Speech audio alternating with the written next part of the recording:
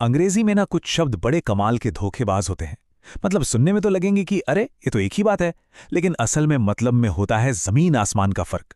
तो आज हम ऐसे ही कुछ ट्रिकी ट्विन्स को पकड़ने वाले हैं और देखेंगे कि भाई कैसे सिर्फ एक छोटा सा अक्षर पूरी की पूरी कहानी ही बदल देता है। तो चलिए शुरू करते हैं। तो चलिए एकदम सीधे मुद्दे पर आते हैं। एक सवाल है, एक कानून और एक हथियार में क्या फर्क हो सकता है?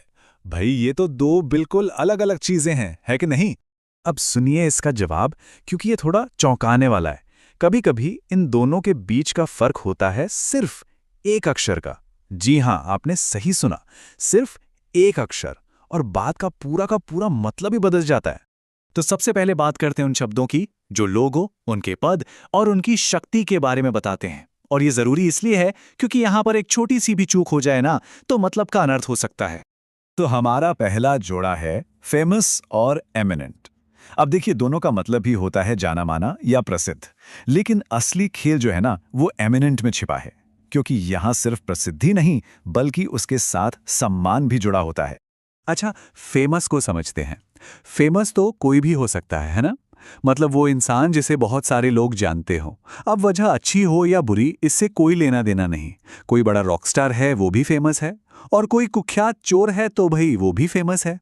लेकिन जब बात आती है एमिनेंट की, तो ये शब्द सिर्फ उन लोगों के लिए इस्तेमाल होता है जो अपने काम में महारथी हों और बहुत सम्मानित भी हों, जैसे कोई एमिनेंट साइंटिस्ट या कोई एमिनेंट लेखक।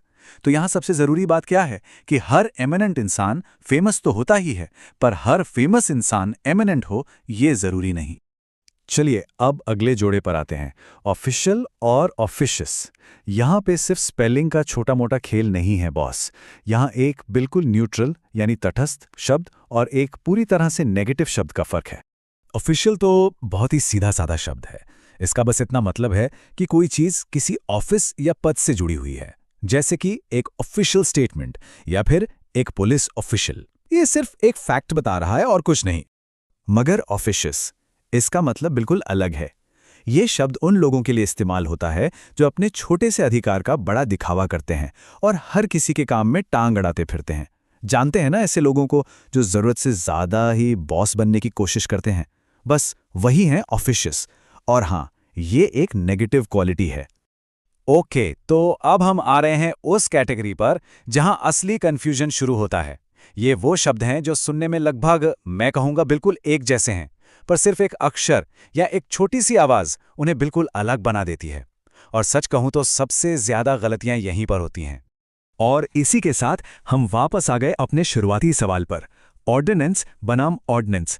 देखिए, सिर्फ एक आई का फर्क, सिर्फ एक अक्षर और एक सरकारी कानून सीधे सीधे मिलिट्री के हथियारों में बदल जाता है। कितना बड़ा अंतर है!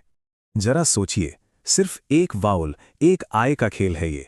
बस इतना सा फर्क एक शब्द को दूसरे में बदल देता है और मतलब में जमीन आसमान का अंतर आ जाता है ना कमाल की बात?